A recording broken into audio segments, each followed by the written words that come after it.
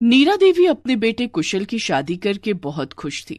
वो बहू रंजू के लिए रोज कुछ न कुछ नई डिश बनाती। अरे भाई, आज खाने में क्या बना है? आज मैंने केले के कोफ्ते बनाए हैं, बहू को पसंद आएंगे। क्यों नहीं पसंद आएंगे हैं? तुम खाना इतना अच्छा जो बनाती हो। लगता है मम्मी जी को खाना बनाने का बहुत शौक है। खाना बनाने का शौक है और तीनों समय ताजा खाना खाने का भी शौक है। नीरा कभी बासी खाना नहीं खाती। ससुर जी की बात सुनकर रंजू परेशान हो जाती है। क्या मम्मी जी बासी खाना नहीं खाती? अरे बहू, तू क्यों इतना परेशान हो रही है? कुछ नहीं, मैं तो बस यूं ही पूछ रही थी। तुझे अपनी सासू माँ के लिए हर वक्त ताजा खाना बनाना होगा। आप मेरी बहू से ऐसा क्यों कह रहे हैं? वो तो खुद मेरे लिए ताजा खाना बनाएगी। क्यों बनाएगी ना बहू? हाँ मम्मी जी, बनाऊंगी ना ताजा खाना।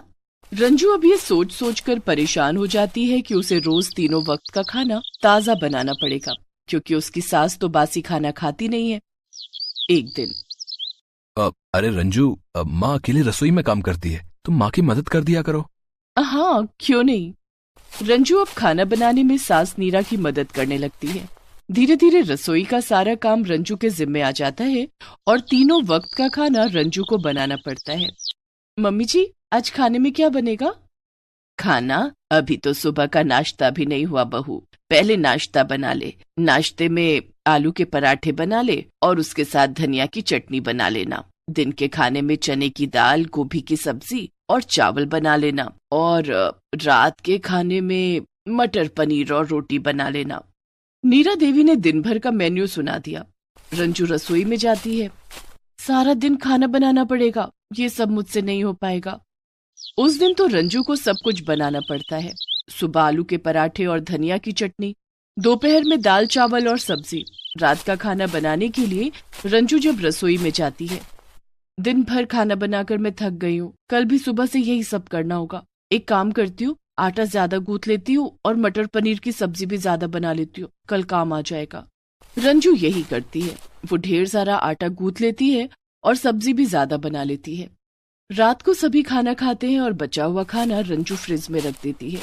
सुबह जब नीरा देवी फ्रिज खोलती हैं तो देखती हैं कि उसमें मटर पनीर की सब्जी और आटा रखा हुआ है। अरे बहू, ये तूने रात का खाना फ्रिज में क्यों रखा है?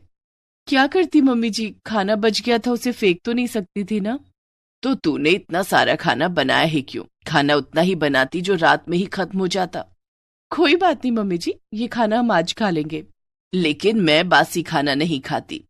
मम्मी जी, मैं सब्जी गर्म कर दूंगी और आटे की पूरियां तल दूंगी, आपको पता भी नहीं चलेगा कि खाना बासी है। रंजू यही करती है, बासी आटे की पूरियां तल देती है और मटर पनीर की सब्जी को गर्म कर देती है और सबको नाश्ते में परोस देती है। आज सुबह फिर मटर पनीर बना लिए, कुछ और बना लेती। आज सुबह नहीं बनाई, ये कल रात का ही खाना है। कुशल कुछ नहीं कहता, नाश्ता करके ऑफिस चला जाता है। लेकिन बासी खाना खाने के बाद नीरा देवी के पेट में दर्द होने लगता है। हाय हाय, मेरे पेट में बहुत दर्द हो रहा है। हाय। अरे अब क्या क्या हुआ तुम्हें है? मेरे पेट में बहुत दर्द हो रहा है। बहू से कहा था बासी खाना मत खिलाना, लेकिन उसे तो अपने आराम की पड़ी है। चलो, मैं तुम्हें डॉक्टर के यहाँ ले चलता हूँ भाई। प्रमोद नीरा देवी को डॉक्टर के यहाँ ले जाते हैं और उन्हें दवाई दिलाते हैं। घर आने के बाद, बहू, अब खाने में खिचड़ी बना ले, तेरी मम्मी की तबीयत खराब है। और हाँ, आज रात में भी कुछ हल्का बना लेना। जी पापा। रंजू खाने में खिचड़ी बना लेती है। रात के खाने में उसने दाल चावल बना लिए, लेकिन इतना सारा खाना बना लिया कि वो अगले दिन भी खाया जा सके। दूसरे दिन, अरे बहू, ये फ्रिज में दाल चावल तूने कब रखे? मम्मी जी, ये कल रात बनाई थी। फिर से बासी खाना? मम्मी जी, मैं दाल में तड़का लगा दूंगी और चावल को आलू प्याज डालकर फ्राई कर लूंगी, खाना एकदम ताजा लगेगा और सब्जी बनाने की जरूरत भी नहीं पड़ेगी। बहू, तू समझती क्यों नहीं? बासी खाना खाने से मेरी तबीयत खराब हुई थी। ठीक है मम्मी जी, मैं आपके लिए अभी खिचड़ी बना देती हूँ। रंजू नीरा देवी के लिए फिर से खिचड़ी बना देती है और रात के बासी खाने को फिर से ताजा करके सबको खिला देती है। ऐसे ही दिन गुजर रहे थे। रंजू खुद भी बासी खाना खाती और घर वालों को भी खिलाती। अब तो उसने होटलों से भी खाना मंगवाना शुरू कर दिया था। एक बार की बात है, रंजू ने बाहर से चाउमीन मंगवाए। ये इतने बड़े डब्बे में क्या है? मम्मी जी, इसमें चाउमीन है। लेकिन घर में तो कोई चाउमीन नहीं खाता और तूने इतना सारा मंगवा लिया। मम्मी जी, आज रात मैंने आप लोगों के लिए आलू मटर की सब्जी और रोटी बनाई है और मैं चाउमीन खाऊंगी। रंजू ने रात में सबको सब्जी रोटी खिलाई और खुद चाउमीन खाई, लेकिन चाउमीन काफी ज्यादा थी इसलिए बच गई। बची हुई चाउमीन उसने फ्रिज में रख दी। अगले दिन उसने उस चाउमीन को गर्म करके नाश्ते में खा लिया। देख बहू, तू हमें घर का बासी खाना खिलाती थी तब तो ठीक था, लेकिन अब तू होटलों का बासी खाना खाएगी तो तेरी तबीयत बिगड़ जाएगी। मम्मी जी, आप बेकार में ही टेंशन लेती हैं, मुझे कुछ नहीं होगा। उस दिन कुशल के कुछ दोस्त रात के खाने पर घर आने वाले थे। ये सुनते ही रंजू खुश हो जाती है। आज तो इतना सारा खाना बना लूंगी कि अगले 4 दिनों तक खाना बनाने की जरूरत ही नहीं पड़ेगी। उस दिन रंजू खाने में काफी वैरायटी बनाती है, लेकिन खाना ढेर सारा बना लेती है। कुशल के दोस्त खाने की बहुत तारीफ करते हैं। अरे वाह भाभी जी, आपने खीर तो बड़ी ही लाजवाब बनाई है और पालक पनीर की सब्जी, वाह वाह वाह, ऐसा लग रहा है जैसे रेस्टोरेंट में बैठकर ही खाना खा रहा हूँ। और ये कश्मीरी दम आलू, आहा, ऐसा लग रहा है जैसे सीधे कश्मीर से आई है। थैंक यू भाई साहब। सभी मेहमान खाना खाकर चले जाते हैं। फिर घर के लोग खाना खाते हैं। रात का खाना हो जाने के बाद नीरा देवी जब रसोई में आती हैं, तो देखती हैं कि पूरी रसोई खाने से भरी हुई है। रंजू बहू, क्या मोहल्ले वालों को भी खाना खिलाएगी? नहीं मम्मी जी। फिर इतना सारा खाना क्यों बनाए है?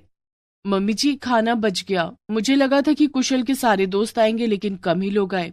बहाने मत बना, मुझे सब पता है। तूने हमें फिर से बासी खाना खिलाने के लिए इतना खाना बनाया है। तू इतनी आलसी क्यों है? ये खाना हम कब तक खाते रहेंगे?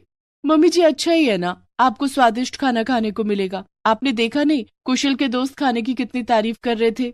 रंजू बहू, ये बासी खाना अब तू ही खाना, मैं तो अपने लिए ताजा खाना बनाऊंगी। घर में खाना रहते हुए आप दोबारा खाना बनाएंगी? जब तक ये खाना खत्म नहीं हो जाता दोबारा खाना बनाने का क्या मतलब मम्मी जी? नीरा देवी गुस्से में अपने कमरे में चली जाती हैं और रंजू सारा खाना फ्रिज में रखने लगती है। ओह, खाना कुछ ज्यादा ही बन गया, फ्रिज में भी नहीं समा रहा। उसे कुछ खाना फ्रिज के बाहर ही रखना पड़ता है। दूसरे दिन रंजू आराम से सोकर उठती है और सबको वही बासी खाना परोसने लगती है। रंजू बहू, मैं और तेरे पापा ये खाना नहीं खाएंगे। मैंने हम दोनों के लिए ताजा खाना बना लिया है, ये खाना तू और कुशल खा ले। अब रात का बासी खाना सिर्फ रंजू और कुशल खाते हैं। नीरा देवी तीनों वक्त अपने और प्रमोद के लिए ताजा खाना बनाने लगी और रात का बासी खाना सिर्फ रंजू और कुशल को ही खाना पड़ रहा था। खाना इतना ज्यादा था कि खत्म ही नहीं हो रहा था। मुझे बासी खाना खाते हुए 2 दिन हो गए, अब मैं और इसे नहीं खा सकता। लेकिन खाना तो अभी बहुत बच रहा है। मैं कुछ नहीं जानता, तुम्हें इतना सारा खाना बनाने के लिए कहा किसने था? कुशल ऑफिस चला जाता है। अब रंजू को बासी खाना खुद ही खाना पड़ता है। लेकिन शाम होते ही रंजू की तबीयत काफी बिगड़ जाती है, उल्टियां करने लगती है। नीरा देवी कुशल को फोन करके सब कुछ बताती हैं। कुशल ऑफिस से जल्दी घर आ जाता है और रंजू को डॉक्टर के पास लेकर जाता है। डॉक्टर रंजू का चेकअप करता है। इन्हें फूड पॉइजनिंग हो गई है, लगता है इन्होंने काफी बासी खाना खाया है। मैं कुछ दवाइयां लिख रहा हूँ, 3 दिनों तक इन्हें खाना है और ध्यान रहे बासी खाना बिल्कुल नहीं खाना है। कुशल रंजू को लेकर घर आता है और फ्रिज में रखा सारा बासी खाना फेंक देता है। उस दिन के बाद से रंजू की बासी खाना खाने की आदत छूट जाती है। अब वो रोज तीनों वक्त ताजा खाना बनाने लगती है।